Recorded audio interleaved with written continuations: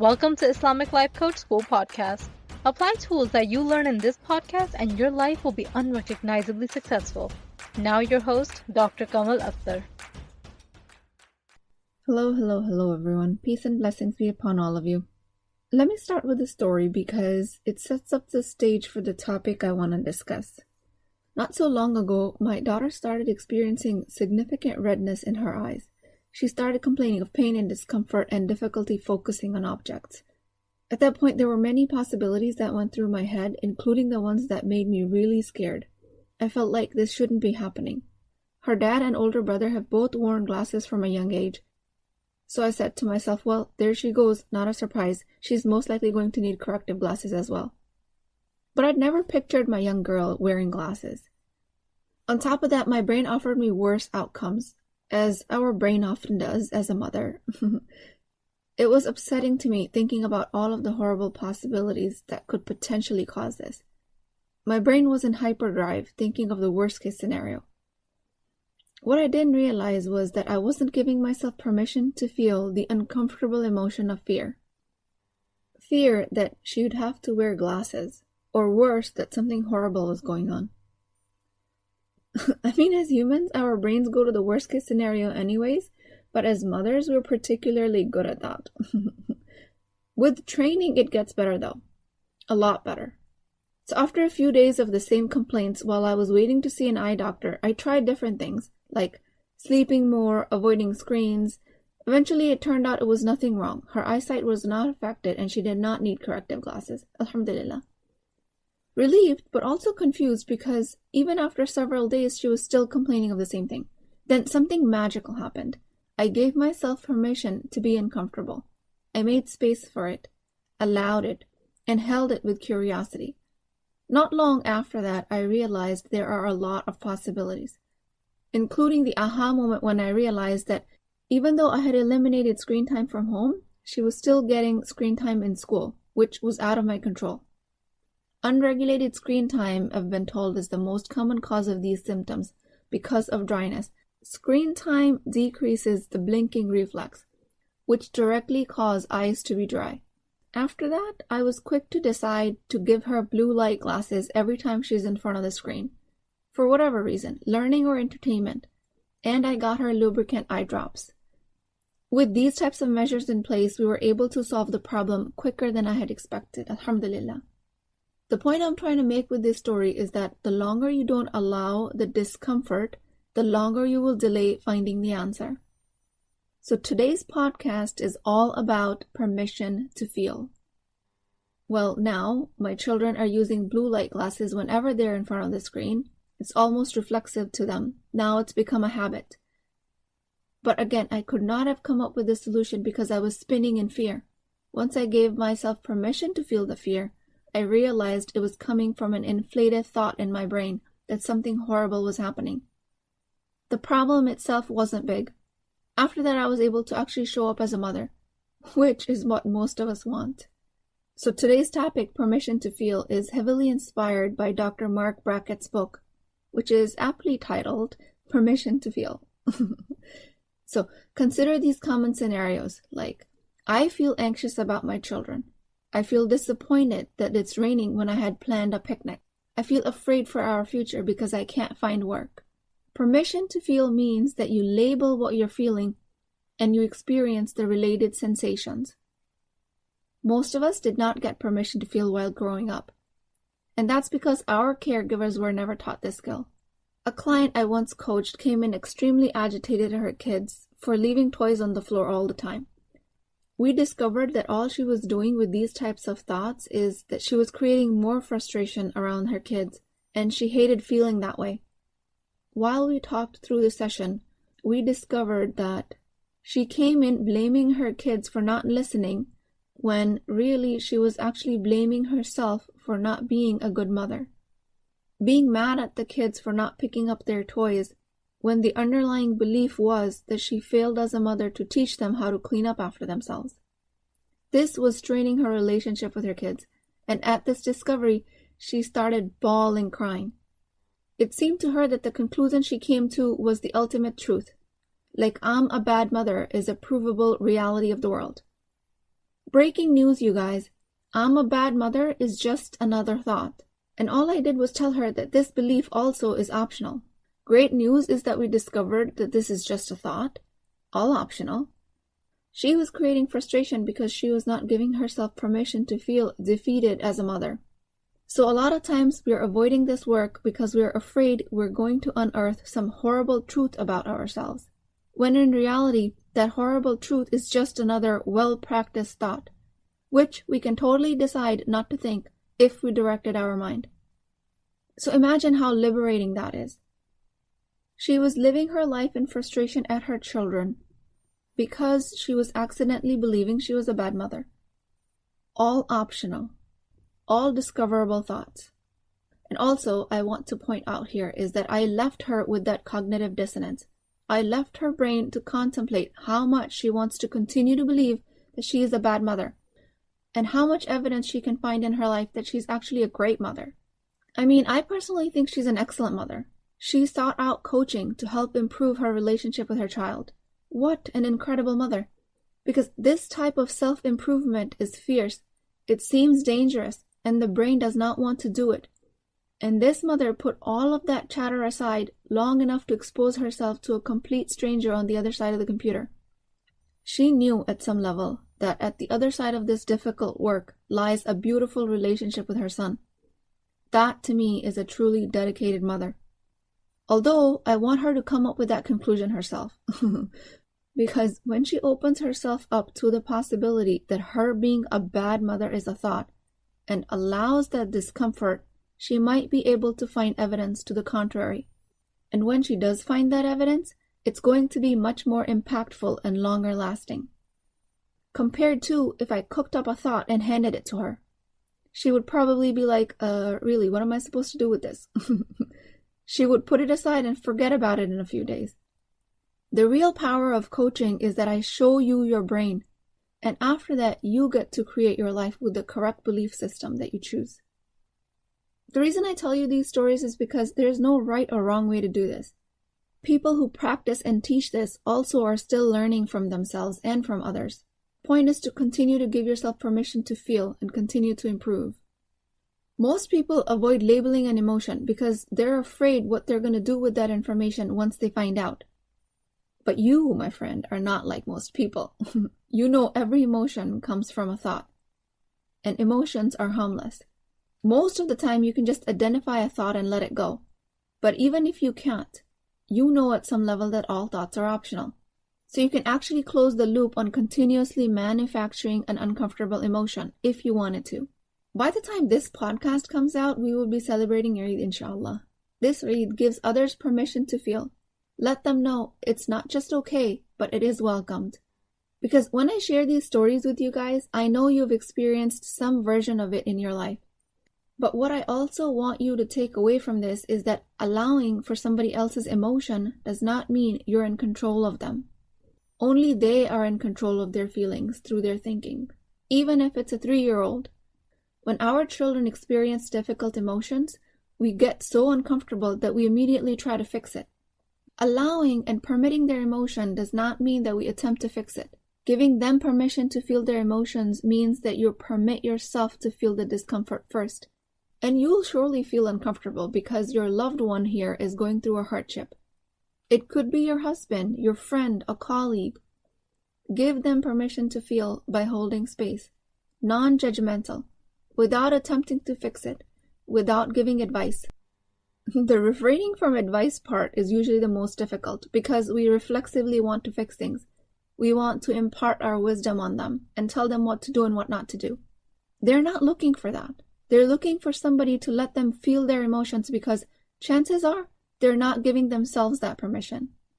If you're looking for closeness in any relationship, allow emotions, yours and theirs, without reacting to them. This is a type of generosity, a service, that is of great value. This is what our higher selves always want to do. The sage, the wiser self inside of us, wants us to naturally give to others. And this is what people are truly seeking, a safe space. The opposite of this highest self is the primal self. That's the one that is reactive to the uncomfortable emotions, constantly judging it for being there. and constantly reacting to it. True generosity as you celebrate this holiday of Eid is giving others permission to feel and hold that space. As an exercise to practice this, imagine someone you love dearly in your life. Your husband, your children, your parents, a sibling, or if you can't think of anyone you're related to, imagine somebody that inspires you, a celebrity, a scholar, a historical figure, anyone you hold in high regard. Take that one person and imagine what it would look like to allow them to feel. That person might be your friend who says, "I am so upset that my husband is always staring at his screen, treating me like I don't even exist. You can see she's crying, she's hurt. You want to fix this for her. Seeing her like this makes you uncomfortable. Seeing her like this makes you sad." But what if instead you told her it's okay to be upset? Or let's say your child comes home angry from school because the playground bully just won't leave him alone. Your mama bear self wants to march into the kid's mother's face and tell her what's up.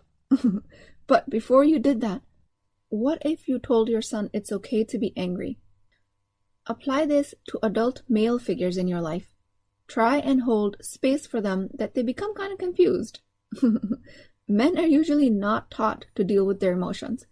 Through cultural conditioning, they usually only express anger or rage or something that is a high energy emotion because it involves a lot of outward action. And that is pretty common. And I know there are men that are exception to this rule, but very commonly women are having to deal with an outburst in men.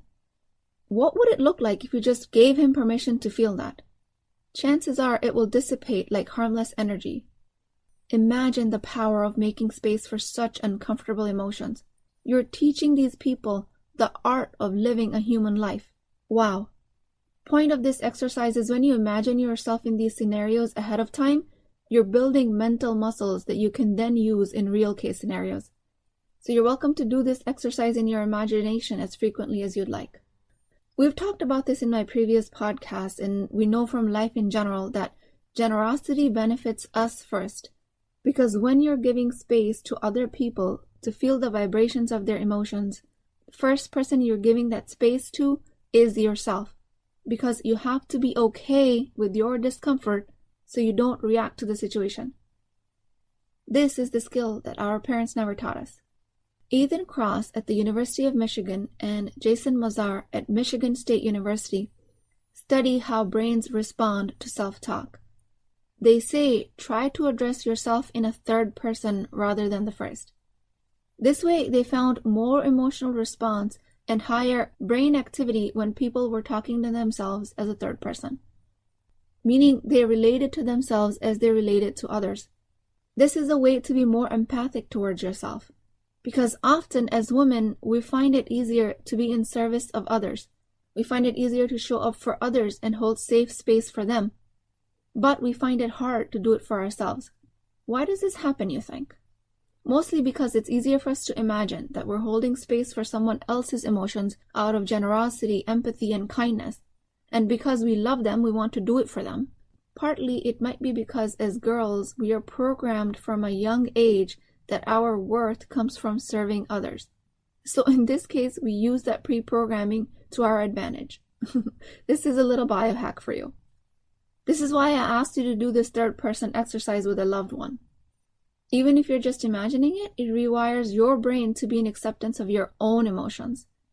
This will eventually lead to a higher relationship satisfaction. Super cool trick if you ask me. Do this over and over again for this rewiring to happen. In the book, Dr. Brackett also says we need to be emotional scientists, checking with ourselves from time to time to see how we're feeling, to recognize our emotions, and not to judge ourselves for having them. For a lot of us, the sentences would sound like, why did I wake up anxious again? Why do I keep getting upset at this? Are you anxious? Are you upset? Then why question it? If that's the reality, then questioning the reality will only leave you more confused, not less. There is nothing either good or bad, but thinking makes it so. Hamlet. Unconditional support comes from permission to feel and not from thinking something has gone wrong. If you're anxious about your anxiety or upset about your upset, now you've doubled the problem. Giving other permissions to feel around you will teach you permission to feel your own feelings. Label an emotion and leave it there. When we focus on serving our children and protecting them from a place of clear-headed, fierce force of love, then we do not have anxieties about ourselves, and we do not have fears about losing them. Fear of losing them will make you lose the moment you have with them now. Give space for them to be sad and broken. Resist the temptation to pick up the pieces and put them back together. If you have a strong empathizing power, then chances are you're able to feel other people's emotions better than you're able to do that for yourself. But turn that power inwards and empathize with yourself. If you feel sad and broken, let it be. That is an extraordinary gift of service. And contrary to popular belief, this approach actually shortens the time you live in the negative emotion. Once you've given an open invitation for any emotion to be present, you will see that it will dissipate a lot quicker, compared to if you constantly judged it for being there, if you constantly wished it wasn't there. If you constantly suppress it, it will resurface stronger. It will keep bouncing back and dictate your life. If you keep pushing it down, it will come out sideways. When you judge your emotion, thinking that something's gone wrong, you've activated your primal fear-based brain. When you've accepted the emotion for what it is, you've switched to the effortless, clear-headed, serene, and content higher brain. That is the voice of your soul. And also, don't forget to give yourself permission to feel the best of emotions. Allow yourself excitement, pleasure, allow happiness, joy. How many times do we ruin an experience because we're uncomfortable with how much attention we're going to get, or how much happiness we're actually feeling? It all seems so unfamiliar. Most of us put an invisible limit on how much pleasure and happiness we can enjoy, because we've never learned to simply allow it. Give yourself equal permission to feel the good and the bad, and everything in between. In my household, we do a few exercises. I use an emotions chart where we can mark what we're feeling, or occasionally we do exercises on characters on TV where we pause a scene and label what actor is feeling what emotion, based on their facial expressions or their language. I didn't make up any of these exercises. I'm sure I read about them somewhere. I just can't remember where at this time. Use these or any other exercise to label and then permit your feelings. I am feeling uncomfortable because I'm afraid something serious might be going on with my daughter's eyes. This permission switches my fear-based brain off so that I can tap into the wiser self. From this place, I can make much more effective dua for her protection because I believe in the bounty of Allah. From this place, I can get her help she actually needs. Allah subhanahu wa ta'ala made our highest brain as a tool through which He manifests our du'as. He has no need for this tool. He can create anything and everything from nothing. But it turns out we are in need of this tool to create a desired result. We are the ones who are dependent on this tool of our mind and emotions, not Allah subhanahu wa ta'ala. With that, I pray to Allah that He gives us wisdom to permit our emotions, that He helps us understand the complex nature of a human being, so we can then use it to serve our purposes, to serve Him with prayers and obedience, rather than living a life of fear and judgment of our own reality. I pray for all of you guys to have capacity for all of your emotions, because that truly is the currency to success in the world. Please keep me in your du'as. If this podcast has helped you in any way, please leave me a review on iTunes or other platforms. I will talk to you guys next time. If you're interested in getting coached by me, I'm offering a very affordable opportunity to do that with Wisdom Wednesdays. This is not a course, not a lecture. This is an opportunity for live coaching, real change with Islamic adab and etiquette. You do not need more information. You actually need a space to create change. At $19.99 a month, which is the price of takeout dinner, you as a Muslim woman will create confidence, intimacy, and connection without shame or fear of judgment, because your privacy is my highest priority. So join at www.islamiclifecoachschool.com, resources, Wisdom Wednesdays. I'll see you inside, inshallah.